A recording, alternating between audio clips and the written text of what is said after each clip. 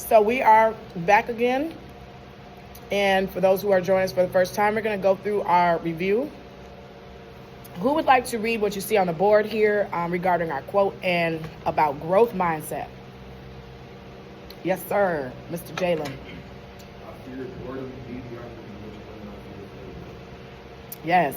Okay, so tell me, what does that say to you? Again, I know some of you have looked at this quote, but for those of you who haven't seen it, how does this quote speak to you, and what do you feel about that? I think it means like I'd rather try and fail than not do nothing at all. Exactly. I'd rather try and fail than not do nothing at all. Exactly. Yes, absolutely. So what we are going to be doing is through this section, we're going to look at the 3 branches of government. We're going to explain how government contracts work in real world. We're going to introduce the GSA, which is the Government Services Administration. We're going to break down the bid process. We're going to look at procurement, at departments across different sectors, and how purchasing works. We're going to let you see the path and the supply chain as a career option. That is a very viable option, is supply chain. You'll start to learn, what does that mean? And then we're going to be talking about how you are going to gain some real world foundations and context that you can use for contracting. And DRJ and Associates, we do contracting, and so that's why we're covering this. So last session, we talked about value-based business. And for the sake of our guests that are here, we have been reviewing Philip Kotler's methods on marketing and how you are supposed to be looking at value as you create your businesses. We broke down what type of value-based business. We are an intangible value-based business. So it's something that we can't sell like a t-shirt, but we're selling knowledge, property, intellectual property, services that you cannot actually pick up and purchase and put in your hand, right? So we wanted to kind of talk about that value-based business as we did last time. And then we also kind of got into government contracting. We talked about your various certifications, your DBE. What are some of the other certifications we talked about, gentlemen, that we're here? And Ms. Anaya, if you've been reading your notes, there were some different types of certifications, right? 2 types. What's the first type? You have like 2 classifications. One serves one market, the other serve the other market.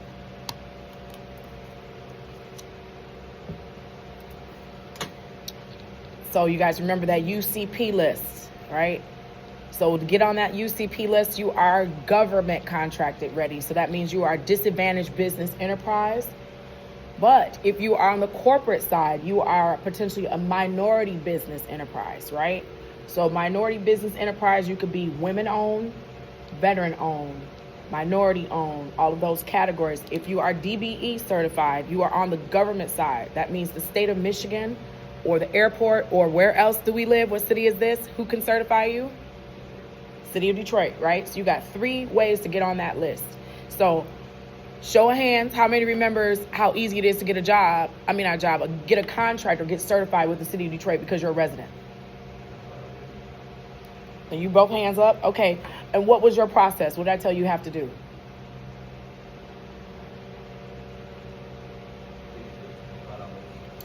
Go register your business with Laura for $25 or so. Yep. Get an LLC. Yep. What else? What about your ownership? What do you have to prove to the government? How much % ownership do you need? 51% or higher. And then you can be classified as what? I gave you a clue earlier. It's a acronym, 3 words or 3 letters. DBE, that's it. Disadvantaged Business Enterprise, okay? So that is the key. That unlocks the door to everything we're talking about. So before you can get into what we're talking about next today, you got to get those basics in with the government. You need to be certified. You need to show that you are meeting the ownership, right? And that you also are classifying your company and you're registering. So that's the first start. But once you get registered, do the contracts come? What do you think? What do you think, Kamal? Absolutely not. Okay, so Jalen, tell me, what do we got to do next after we get those contracts? Where we got to go now? It's a clue what we're talking about today.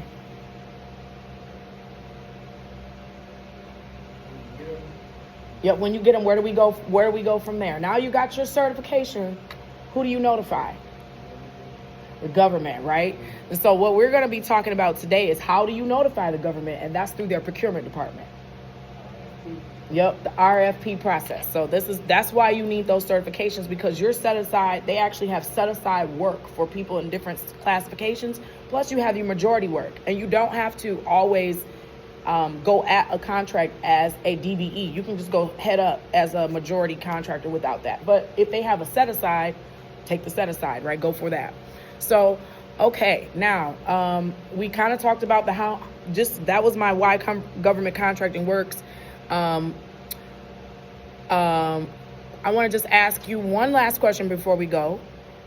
What do you think who do you think makes business decisions for the government? That is a trick question, because I think a lot of people get this wrong. You think the president or whatever, right? Who do you think makes business decisions for the government? Mm-hmm.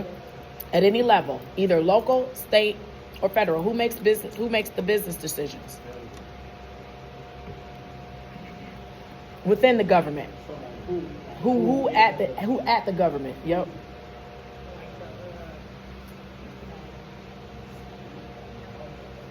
Like the legislative. I said I used to be something with the city as a judge for a while. Mm-hmm. He did. He mentioned a job. It has something to do with the money. So I actually I used to write RFPs. So RFP is a request for a proposal. Mm-hmm. So what he's saying, just in case the fan, is the request for proposal has to come through a department. And how it comes through the department is you got to tell someone like a Kamal, hey, we need to order something. We need to order chairs. And then he'll say, well, this is how much budget you have for your chairs. And so when they write it up and they say, okay, we need chairs, we need them to be black, we need them to be plastic, whatever it is, whatever you're looking for, and we need 20 of them. Okay? Well, if it's a certain amount or more, you got to bid it out. If it's a certain amount or under, then they can just pay what they would call petty cash.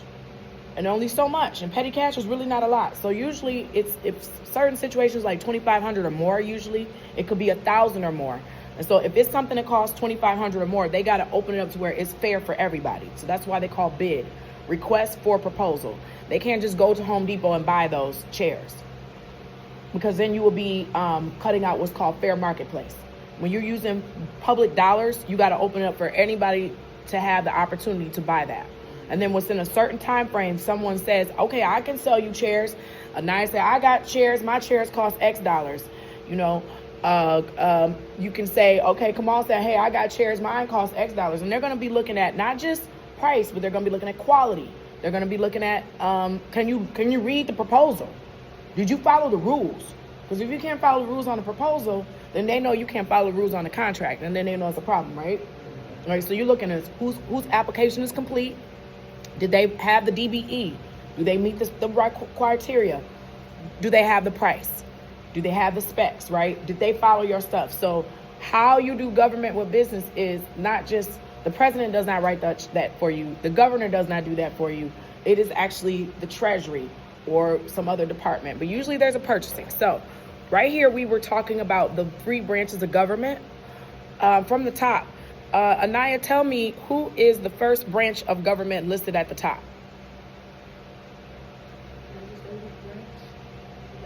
Yes. Say it loud so we can hear it. And what do they do? They make laws, set budgets for government spending, Yep. approve funding for contracts with businesses. Yep. So they start at the top.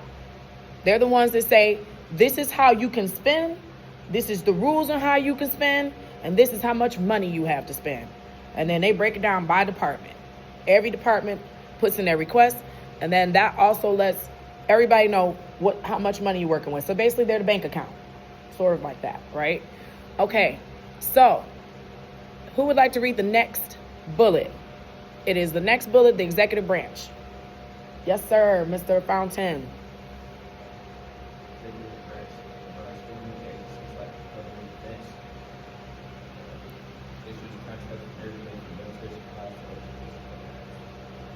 Yes. Okay. Sounds good. Okay, my friend Miles, who is joining us in the back, you see the writing in the blue. Tell us what that branch is and what do they do.